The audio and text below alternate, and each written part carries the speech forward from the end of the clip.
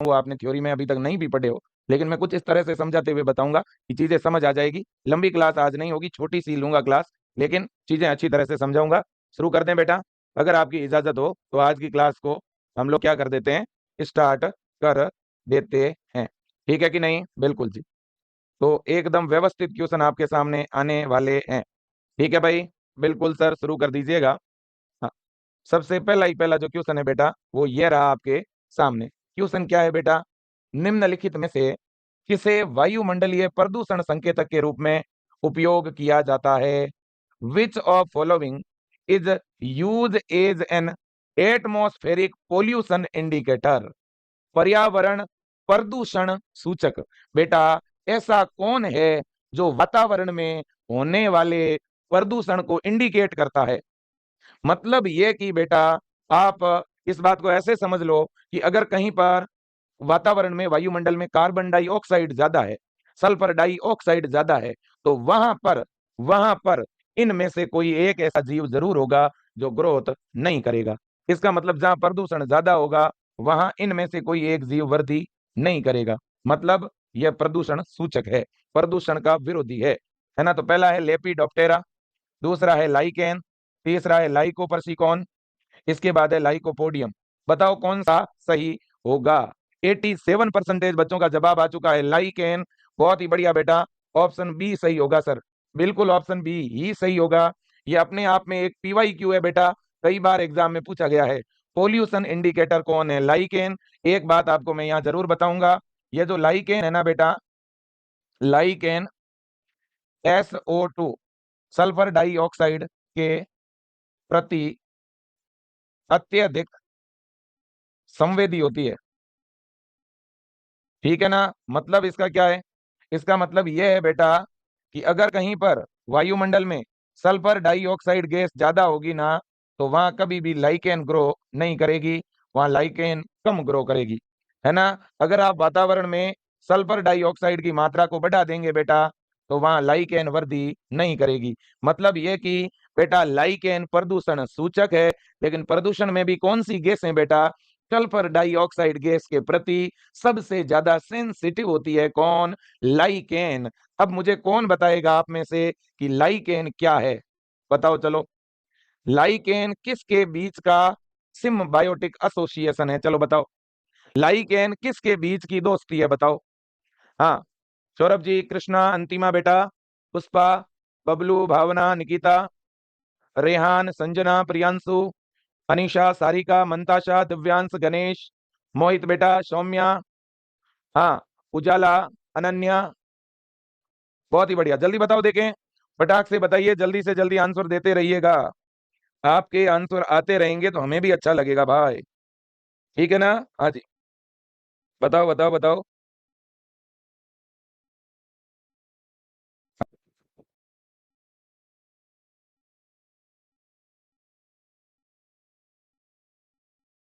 हाइकोबायोंट and mycobiont, ये किस बच्चे ने लिखा भाई? सही लिखा तूने, फंगी एंड एल्गी, बिल्कुल सही है।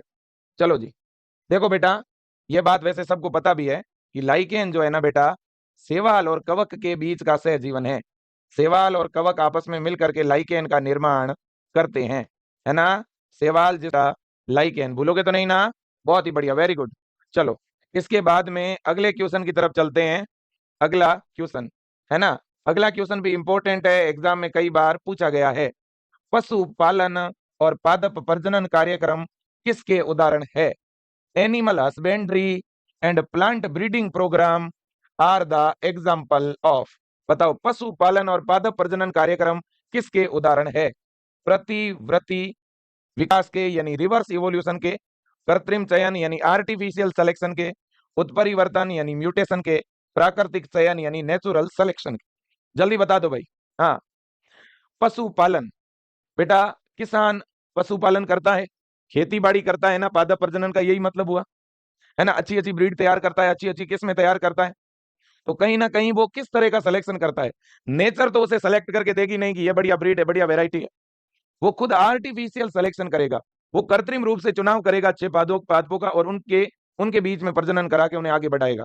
ठीक है कि नहीं? हमेशा याद रखना, आर्टिफिशियल सिलेक्शन, कृत्रिम चयन, ध्यान रखो हमेशा, कृत्रिम चयन बेटा and plant breeding programme are the example of. बताओ, पशुपालन और पादप प्रजनन कार्यक्रम किसके उदाहरण है? प्रतिवृत्ति विकास के यानी रिवर्स इवोल्यूशन के, कृत्रिम चयन यानी आर्टिफिशियल सिलेक्शन के, उत्परिवर्तन यानी म्यूटेशन के, प्राकृतिक चयन यानी नेचुरल सिलेक्शन के। जल्दी बता दो भाई। हाँ, पशुपालन बेटा, किसान पशुपालन करता है, खेती बाड़ी करता है ना, पादप प्रजनन का यही मतलब हुआ है ना, अच्छी अच्छी ब्रीड तैयार करता है, अच्छी अच्छी किस्में तैयार करता है। तो कहीं ना कहीं वो किस तरह का सिलेक्शन करता है? नेचर तो उसे सेलेक्ट करके देगी नहीं कि ये बढ़िया ब्रीड है, बढ़िया वेराइटी है। वो खुद आर्टिफिशियल सिलेक्शन करेगा, वो कृत्रिम रूप से चुनाव करेगा अच्छे पादपों का और उनके उनके बीच में प्रजनन करा के उन्हें आगे बढ़ाएगा। ठीक है कि नहीं? हमेशा याद रखना, आर्टिफिशियल सिलेक्शन, कृत्रिम चयन, ध्यान रखो हमेशा, कृत्रिम चयन बेटा पशुपालन और पादप प्रजनन कार्यक्रम को बढ़ावा देता है। याद रख लोगे ने? बिल्कुल, ऑप्शन बी आपका सही होगा, आर्टिफिशियल सिलेक्शन, है ना। याद रखना, प्लांट ब्रीडिंग और एनिमल ब्रीडिंग जो प्रोग्राम है उनका एग्जाम्पल है आर्टिफिशियल सिलेक्शन। आगे बढ़े भाई, कोई दिक्कत नहीं ना, बहुत ही बढ़िया। अब इसके बाद में नेक्स्ट क्वेश्चन, नेक्स्ट है बेटा, paleontological evidence for evolution refer to. Paleontological evidence, है ना, जब भी एग्जाम में बेटा ये क्वेश्चन आता है ना, तो यहां पर भी इस तरह से लिखा हुआ आएगा इस क्वेश्चन में, आप ध्यान रखना। विकास के लिए, है ना, पैलिएंटोलॉजिकल पैलिएंटोलॉजिकल प्रमाण किससे संबंधित है? पैलिएंटोलॉजिकल प्रमाण किससे संबंधित है? पहला, भ्रूण के विकास से यानी डेवलपमेंट ऑफ एम्ब्रियो, दूसरा समजात अंग यानी होमोलोगस ऑर्गन, तीसरा जीवाश्म यानी फॉसिल, और चौथा समरूप अंग यानी एनालोगस ऑर्गन। जल्दी बताइए, फटाक से बताइए बेटा, तुरंत बताएंगे जी। बहुत ही बढ़िया, इम्तियाज, जाहिद, मनु, शिखा, पल्लवी, शिवम, पी वर्मा, बहुत बढ़िया बेटा, संध्या, शारिका, वेरी गुड, मोहित, भावेश, बबलू, हाँ, काजल, अतुल, बहुत खूब, प्रिया, मंतासा, शिखा, दीक्षा, हाँ, कृति, बहुत बढ़िया, हाँ जी, बहुत खूब बेटा, बहुत खूब। अब देखिएगा इसका राइट आंसर क्या होना चाहिए। इसने बोला है पेलिएंटोलॉजिकल एविडेंस। बेटा, पेलिएंटोलॉजिकल एविडेंस हमेशा किसको? फॉसिल को, यानी जीवाश्म संबंधी प्रमाण को, जैव विकास के यानी इवोल्यूशन के जो जीवाश्मीय प्रमाण है ना बेटा, उनको बोला जाता है पेलिएंटोलॉजिकल एविडेंस। याद रख लेना, इसे इवोल्यूशन के बेटा जीवाश्मीय प्रमाण भी हम बोलते हैं, है ना, क्योंकि इवोल्यूशन हुआ कि नहीं हुआ, इसके ये सबसे अच्छे प्रमाण हैं। कहीं पर बेटा खुदाई के दौरान अगर कोई हमें फॉसिल मिलेगा तो हम बड़े आराम से बता सकते हैं कि आज से 2 मिलियन वर्ष पहले, 1 मिलियन वर्ष पहले, 5 मिलियन वर्ष पहले, है ना, या बेटा 100 करोड़, 50 करोड़, 40 करोड़ वर्ष पहले किस तरह के जीव रहा करते थे, है ना, उनके हमें अगर क्या मिल जाएंगे? फॉसिल, तो हम उसकी एज निकाल लेंगे। एज निकाल के हम बड़े आराम से बता सकते हैं कि हमारी पृथ्वी पे पहले कैसे जीव रहा करते थे, है ना। तो पेलिएंटोलॉजी एक होता है, पेलिएंटोलॉजी। पेलिएंटोलॉजी का मतलब होता है बेटा स्टडी ऑफ फॉसिल, जीवाश्मों का अध्ययन। अगर कभी भी आपसे ना, जीवाश्मों का अध्ययन, है ना, किसका अध्ययन बेटा? जीवाश्मों का, स्टडी ऑफ फॉसिल। ये एग्जाम में कई बार पूछा गया है, स्टडी ऑफ फॉसिल, जीवाश्मों का अध्ययन। क्या कहलाएगा बेटा? जीवाश्मों के अध्ययन को, किसके अध्ययन को बेटा? जीवाश्मों के अध्ययन को हम क्या कहते हैं जी? जीवाश्मों के अध्ययन को हम बोलते हैं, है ना, पैलिएंटोलॉजी। क्या बोलते हैं हम बोलते हैं पैलिएंटोलॉजी। ठीक है कि नहीं? बिल्कुल ठीक है, ये बात आपको याद रखनी है। पैलिएंटोलॉजी का मतलब होता है जीवाश्म की। ठीक है कि नहीं? बिल्कुल जी, जीवाश्म विज्ञान भी हम इसे कह सकते हैं। इसके बाद में अगले क्वेश्चन की तरफ हम चलते हैं। बिल्कुल चलिएगा, अगला क्वेश्चन है, fossil are generally found in. बेटा, जीवाश्म सामान्यतः पाए जाते हैं, जीवाश्म कहां पर मिलेंगे? किस तरह की चट्टानों में मिलेंगे? अवसादी चट्टान यानी सेडिमेंट्री रॉक, आग्नेय चट्टान, आग्नेय रॉक, कायांतरित चट्टान, मेटामॉर्फिक रॉक, या किसी भी प्रकार की चट्टान, एनी टाइप ऑफ रॉक। बताइए, देखिए बेटा, आपका आंसर भी इसमें रॉकिंग होना चाहिए, है ना। हैप्पी मैरी क्रिसमस, है ना, बहुत ही बढ़िया, शानदार जी, शानदार जी, शानदार। सर मैंने आज नया बैच ज्वाइन किया है। बेटा आपका स्वागत है, आपका अभिनंदन है। जो भी बच्चे विजय एजुकेशन का 3.0 यानी न्यू बैच ज्वाइन कर रहे हैं, ठीक है ना, मैं उन बच्चों को थैंक यू बोलना चाहता हूं, ठीक है ना। और इस नए बैच के अंदर क्लासें कब स्टार्ट होगी? तो क्लासें शुरू करेंगे जनवरी फर्स्ट वीक, जनवरी के पहले सप्ताह में इस नए बैच में क्लास स्टार्ट करेंगे। 790 रुपए में बैच मिल रहा है। पहले आओ पहले पाओ, ठीक है ना। हाँ ठीक है ना, बिल्कुल जी, बिल्कुल बिल्कुल बिल्कुल। मैंने भी आज बाय किया है, बिल्कुल। आज एक बात बहुत बढ़िया हो गई, आज आधे फोन आए बच्चों के जिन्होंने बैच लिया हुआ था, उन्होंने फोन करके बच्चों को ज्वाइन करवाया है। ये मुझे काफी सेटिस्फाइंग लगा। बहुत बड़ी संख्या में जिन्होंने पहले बैच लिए हुए थे, उन्हीं बच्चों ने फोन करके किसी अपने दोस्त को, किसी ने अपने भाई को, या कोई फर्स्ट बीएससी नर्सिंग में जिसका एडमिशन हो चुका था, उनका छोटा भाई बहन अगर तैयारी कर रहा था तो उन्होंने उनको भी बैच दिलाए। बहुत अच्छा लगा। और इसके लिए एक बार सब लोग अपने खुद के लिए थम्स अप का साइन कमेंट बॉक्स में डाल दीजिएगा। कम से कम आज आप सारे लोग पढ़ तो पा रहे हो और आप सब रेगुलरिटी से पढ़ तो रहे हो, ये एक अच्छी बात है। वैसे आज हॉलीडे था, छुट्टी थी, है ना, लेकिन हमारे जो स्टाफ साथी है उन्होंने भी मुझे कहा विजय सर आज क्लास रहने देते हैं, लेकिन मैंने उनको मना किया। मैंने कहा आज एक दिन अगर अपन क्लास मिस कर देंगे ना, तो हमेशा इस तरह का माइंड सेट बनने लगेगा कि यार चलो एक दिन मिस करते हैं तो क्या ही होता है, क्या ही फर्क पड़ता है। तो रेगुलरिटी जरूरी है बेटा, हमारे लिए एक एक दिन इंपॉर्टेंट है। भले ही आज थोड़े कम क्वेश्चन कर लेंगे, उससे क्या फर्क पड़ता है। हाँ, जीवाश्म कहाँ पाए जाते हैं बेटा? जीवाश्म जो है वो पाए जाएंगे सेडिमेंट्री रॉक में, है ना। अब मेरे जैसा कोई बंदा होगा, है ना, कहीं रास्ते में जा रहा होगा, उसे कोई हड्डी वड्डी दिख जाएगी, कहीं कोई कुत्ते की मौत हुई होगी, उस बंदे को हड्डी दिख गई, बंदा उसे पॉलीथीन में लेके आ गया स्टूडियो के अंदर कि ये देखो जीवाश्म मिल गया डायनासोर का, ठीक है ना। तभी भाई किसी ने कहा ये डायनासोर का नहीं है ना, हाँ ये तो कोई डॉगी है, उसकी डेथ हो गई थी कुछ दिन पहले ही, ठीक है ना भाई, इसको बाहर फेंक दे, ये डायनासोर्स का कोई इस तरह का जीवाश्म नहीं है। तो यूं थोड़ी ना है कि जीवाश्म कहीं धरातल पर पड़ी हुई जो हड्डियां दिख रही है आपको भाई जीवाश्म, अरे नहीं भाई, जो जीव ऑलरेडी धरती पर मौजूद है उसको तो अपन, वो तो ऑलरेडी जीवित है, उसकी तो हड्डियों का स्टडी क्यों करनी, वो तो जीवित है, उसकी तो भले ही स्टडी करो ना, कौन मना कर रहा है ना। जीवाश्म का मतलब ये हुआ कि कोई जीव पहले मर गया, है ना, कई हजारों मिलियंस लाखों साल पहले वो धरती पर थे, ठीक है ना। तो हम ये जानना चाहते हैं कि लाखों और करोड़ों साल पहले किस तरह के जीव रहा करते थे, कैसे जंतु रहा करते थे, उनके शरीर की कैसी बनावट थी, ठीक है, क्योंकि लाखों साल पहले उनकी बनावट थोड़ी अलग रही होगी, अब इवोल्यूशन हो गया तो अब थोड़े अलग तरह के जीव दिख रहे होंगे। इस दौर में क्या क्या बदलाव हुए वो हमें जीवाश्म को देखने से पता चल जाता है। और हमें बहुत सारे जीवाश्म मिले हैं बेटा, हमें ड्रायोपिथेकस, रामापिथेकस, मानव का पूरा वंश क्रम मिल गया है कि जो है 1 साल पहले मानव कैसा था, 2 साल 2 लाख, 1 साल पहले नहीं भाई, 1 लाख वर्ष पहले, ठीक है, 2 लाख साल पहले कैसा था, 3 लाख साल पहले कैसा था, ठीक है ना। हाँ जी, तो ये सारी चीजें तो फोसिल से ही पता चलती है, ठीक है कि नहीं, बिल्कुल जी।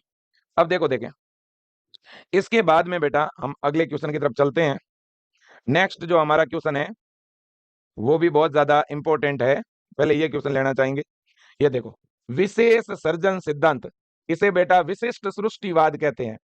According to theory of special creation, theory of special creation, what is the age of earth? बेटा विशेष सर्जन सिद्धांत के अनुसार पृथ्वी कितनी पुरानी है, पृथ्वी की आयु कितनी है, बताओ देखे। विशिष्ट सृष्टिवाद, इसमें क्या कहा गया है बेटा, इसमें क्या कहा गया है, लाइफ कैसे आई इस अर्थ पे, कोई बता सकता है? और इन्होंने क्या कहा, हमारी अर्थ कब बनी? इन्होंने पृथ्वी की उत्पत्ति के बारे में क्या बोला?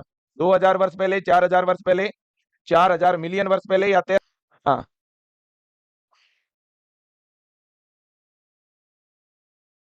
मैंने पापा से प्रॉमिस किया है कि इस बार मुझे हर हाल में सिलेक्शन लेना है सर। बिल्कुल होगा बेटा, अगर आपने पापा से प्रॉमिस किया है तो उस प्रॉमिस को पूरा करने के लिए इन आने वाले 6-7 महीनों में जम के तैयारी करनी है, एक भी क्लास मिस नहीं करनी है। विजय एजुकेशन ऐप के अंदर जो डेली क्लासें चलती है उनको अटेम्प्ट करना है, ठीक है ना। हाँ, न्यू बैच का क्लास, न्यू बैच का क्लास 7-8 दिन के अंदर, 10 दिन के अंदर अंदर शुरू कर देंगे अपन। नया बैच जिन्होंने ले लिया है वो नया बैच लेने के बाद अपनी 3 कॉपियां खरीद लो, पहले 3 नोटबुक ले लो या एक बड़ा रजिस्टर ले लो, उसमें आपको नोट्स बनाना पड़ेगा, ठीक है। और बिल्कुल मेंटली तैयार हो जाओ, सिलेबस का प्रिंट निकाल के रखो या सिलेबस नोट कर लो ऐप में जाकर के, प्रीवियस ईयर का पेपर लिख लो अपनी कॉपी के अंदर, है ना, तब तक आपकी क्लासें शुरू हो जाएगी। हाँ, बहुत ही बढ़िया। अब देखो बेटा, इन लोगों ने कहा था, ये जो स्पेशल क्रिएशन थ्योरी है ना, जिसको अपन विशिष्ट सृष्टिवाद कहते हैं, इस थ्योरी में यह कहा गया है कि हमारी पृथ्वी 4000 वर्ष पहले बनी। तो ये बात सही है या गलत है? ये बात तो गलत है ना। ये जो थ्योरी है यही थ्योरी ही गलत है, ये थ्योरी सही नहीं है। लेकिन इस थ्योरी में क्या कहा गया है, जीवन का कारण क्या माना, जीवन कोई स्पेशल वन, कोई विशिष्ट व्यक्ति ने जीवन को क्रिएट किया, जिसको अक्सर हम भगवान कहते हैं, है ना। ईश्वरीय ईश्वरीय शक्ति की वजह से जीवन की उत्पत्ति हुई, ऐसा किस सिद्धांत में कहा गया है? Special creation. और स्पेशल क्रिएशन के अनुसार हमारी पृथ्वी कब बनी? 4000 वर्ष पहले। लेकिन आप मुझे ये बताओ, रियल में हमारी अर्थ कब बनी? बता तो। एक तो हमारा यूनिवर्स कब बना बेटा, दूसरा हमारी अर्थ कब बनी, तीसरा फर्स्ट लाइफ कब बनी? इन तीन चीजों का आंसर दीजिए आप, है ना। इन तीनों का जवाब दो। Origin of universe, origin of earth, origin of first life. बताओ देखें, कौन बताएगा भाई? हाँ, कौन बताने वाला है? जल्दी बताओ बेटा, जल्दी बताओ। राहुल, कोमल। हाँ, बहुत खूब बेटा। 13.8 13.8 बिलियन वर्ष पहले, बिलियन ईयर अगो, है ना। हाँ, अर्थ कब बनी बेटा? अर्थ बनी 4.5 बिलियन ईयर अगो। और पहली लाइफ कब बनी बेटा? 4 बिलियन ईयर अगो, है ना। ये तीनों की तीनों बातें आपको याद रखनी है, ठीक है बेटा, कोई दिक्कत नहीं, कोई प्रॉब्लम नहीं। चलो जी, अब मुझे यह बताओ कि प्रारंभिक जीवन रूप किस प्रकार के थे? What type of life form were the earliest? बेटा, धरती पे सबसे पहला जो जीवन आया था ना, वो किस टाइप का था? मतलब आपको यह बताना है कि सबसे पहले जो जीव आए थे वो कैसे थे, है ना, वो किस तरह के थे, ये आपको बताना होगा। मल्टी सेलुलर, फिर लिखा है यूनिसेलुलर, है ना, और यूनिसेलुलर एंड प्रोकैरियोट, है ना। फिर हम लिखते हैं यूनिसेलुलर एंड यूकैरियोट। अब बताओ आप सही कौन सा होगा, बताइए देखें। क्वेश्चन की विधि के अनुसार मैं अलग से क्वेश्चन पूछ लूंगा। बताओ, हमारे पृथ्वी के ऊपर जो सबसे पहला जीवन आया, क्या वो बहुकोशिकीय था? क्या वो स्थलीय था? क्या वो एक कोशिका वाला प्रोकैरियोट था? क्या बेटा वो एक कोशिका वाला यूकैरियोट था? शुरुआती, वास्तव में शुरुआती जीवन के पास कोशिका नहीं थी, मैं ये बता दूं। लेकिन इस क्वेश्चन के अनुसार आपको कोई एक तो सही करना पड़ेगा। लेकिन सबसे पहले जो 4 मिलियन वर्ष पहले जब जीवन आया, 4 बिलियन वर्ष पहले, तो उसके पास कोई भी सेल नहीं थी। यहां तक कि 3 बिलियन वर्ष पहले भी कोई कोशिका नहीं थी। कोशिका तो 2 बिलियन वर्ष पहले आई थी, पहली सेल, फर्स्ट सेल फॉर्मेशन, पहली कोशिका का निर्माण, ठीक है ना। और सबसे पहले जो कोशिका बनी वो कैसी थी बेटा? प्रोकैरियोट, है ना। तो धरती पे शुरुआती जो जीवन था, जो कोशिकीय जीवन, शुरुआती कोशिकीय जीवन कैसा था? एक कोशिका वाला प्रोकैरियोटिक, और याद रखना एक्वेटिक। एक्वेटिक का क्या मतलब है? जलीय। पहले जीवन जलीय था बेटा, ये ध्यान रख लेना आप। बाद में स्थलीय जीवन आया, ठीक है ना, ये बात भी आपको याद रखनी पड़ेगी। इसके बाद में नेक्स्ट क्वेश्चन की तरफ चलते हैं बेटा। नेक्स्ट क्वेश्चन है, अर्धसूत्री पुनर्संयोजन के उत्परिवर्तन के दौरान विभिन्नताएं होती है, variation during mutation of meiotic recombination are. अब देखो बेटा, यहां पर मैं मियोटिक रिकॉम्बिनेशन को हटा रहा हूं, ठीक है ना, मियोटिक रिकॉम्बिनेशन को हटा रहा हूं। अब इस ये क्वेश्चन एकदम सीधा है आपके सामने। अब आप बता दो, ये क्वेश्चन मैं आपको पता है कहां पे पढ़ा चुका हूं? जेनेटिक्स के अंदर यही सेम क्वेश्चन यहां पे करवा चुका हूं मैं। उत्परिवर्तन के दौरान विभिन्नताएं होती है, सीधा प्रश्न है। Variation during mutation, variation during mutation, बताओ उत्परिवर्तन के समय जो विभिन्नताएं उत्पन्न होती है वो किस प्रकार की होती है, बता दो, है ना। उत्परिवर्तन का मतलब तो जानते हो ना, म्यूटेशन किसको बोलते हैं, बताओ। और ये भी बताओ कि म्यूटेशन की डिस्कवरी किसने की? म्यूटेशन का मतलब होता है बेटा हमारे, बताना तो, म्यूटेशन का पहले मतलब क्या बताओ, व्हाट इज म्यूटेशन? और म्यूटेशन की डिस्कवरी किसने की बेटा? म्यूटेशन जिसको आप उत्परिवर्तन बोलते हो, बताओ इसकी खोज किसने की? और म्यूटेशन क्या है, बताना तो। हाँ, sudden change in genetic material, बिल्कुल सही कह रहे हो। अचानक आनुवंशिक पदार्थ में होने वाला परिवर्तन, और इसकी डिस्कवरी किसने की? Hugo de bridge. एक बच्चा मॉर्गन लिख रहा है बेटा, मॉर्गन नहीं होगा, मॉर्गन नहीं होगा, इसका राइट आंसर होगा ह्यूगो डी वेरीज। म्यूटेशन की डिस्कवरी जिसने की वो है ह्यूगो डी वेरीज, ठीक है ना। ह्यूगो डी ब्रिज भी लिख सकते हो आप, ये हॉलैंड का है, ठीक है ना। याद रखना बेटा, वैज्ञानिक कौन है? ह्यूगो डी ब्रिज, ठीक है ना। और म्यूटेशन का क्या मतलब है बेटा? Sudden change in genetic material, है ना, जेनेटिक मटेरियल में sudden change in genetic material, हमारे डीएनए या जेनेटिक मटेरियल में अचानक होने वाला परिवर्तन। अब बेटा अगर आनुवंशिक पदार्थ में परिवर्तन होगा म्यूटेशन की वजह से, तो वो परिवर्तन कैसा होगा? रैंडम और डायरेक्शन लेस होगा क्या? रैंडम और डायरेक्शनल होगा क्या? स्मॉल एंड डायरेक्शनल होगा क्या? रैंडम, स्मॉल एंड डायरेक्शनल होगा क्या? एक बात याद रखो बेटा, अगर म्यूटेशन हो रहा है, अगर उत्परिवर्तन हो रहा है, तो उत्परिवर्तन से तो आनुवंशिक पदार्थ बदलते हैं। आनुवंशिक पदार्थ अगर बदलते हैं ना, तो वो परिवर्तन कभी छोटा नहीं हो सकता, वो परिवर्तन तो हमेशा बड़ा होगा। अरे भैया, जीन में, डीएनए में बदलाव होगा तो वो बदलाव छोटा माना जाता है क्या?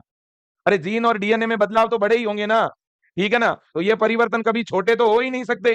तो जहां छोटा लिख दिया वो तो गलत है, तो ये दो ऑप्शन गलत हो गए। दूसरी बात, म्यूटेशन की कभी कोई दिशा नहीं होती, उत्परिवर्तन कभी भी हो सकते हैं, किसी में भी हो सकते हैं, तो इसकी कोई डायरेक्शन है ही नहीं। तो यहां डायरेक्शनल लिखा है इसलिए गलत, ये डायरेक्शनल गलत, ये डायरेक्शनल गलत। तो म्यूटेशन बेटा दिशाहीन होते हैं और रैंडम होते हैं, मतलब कभी भी हो सकते हैं, इनका कुछ फिक्स नहीं है मामला। ये रैंडम है, ये डायरेक्शन लेस हैं, और ये बड़े होते हैं, लार्ज होते हैं। ठीक है ना बेटा, याद रख लेना, भूलना मत। ठीक है, और म्यूटेशन की डिस्कवरी ह्यूगो डी ब्रिज ने की। म्यूटेशन